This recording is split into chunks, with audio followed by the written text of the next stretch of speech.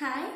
இப்போ நம்ம ஏரியாவில் வந்து ஃபாரின் ஃப்ரூட்ஸ் அண்ட் வெஜிடபிள்ஸ் ரொம்ப ஈஸியாக அவைலபிளாக இருக்குது. நான் ரெகுலராக யூஸ் பண்ணுற 2 வெஜிடபிள்ஸ் பற்றி நான் இன்றைக்கி பேசுகிறேன்.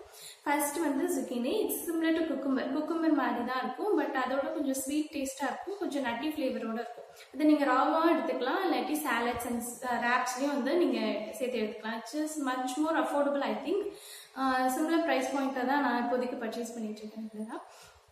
அண்ட் தென் செகண்ட் வந்து லெட்யூஸ் லீஃப் வந்து பார்த்தீங்கன்னாக்கா நீங்கள் சாலட்ஸில் ராவாகவே ஆட் பண்ணி எடுத்துக்கலாம்.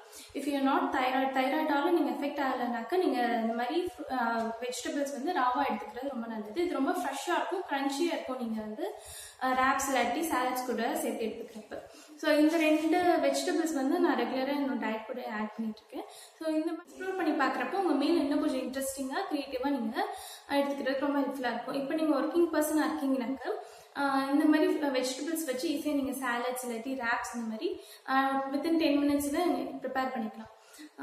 ஸோ உங்களுக்கு எது அஃபோர்டபுளாக இருக்கோ, எது அவைலபிளாக இருக்கோ அதை நீங்கள் மீல் கூட ஆட் பண்ணிக்கிறப்ப உங்களுக்கு மீல் இன்னும் பேலன்ஸ்டாக இருக்கும். நம்ம மோஸ்ட்லி இந்தியன் டயட்டில் கார்போஹைட்ரேட்ஸ் மட்டும் தான் ஃபோக்கஸ் பண்ணுறோம், ரைஸ்.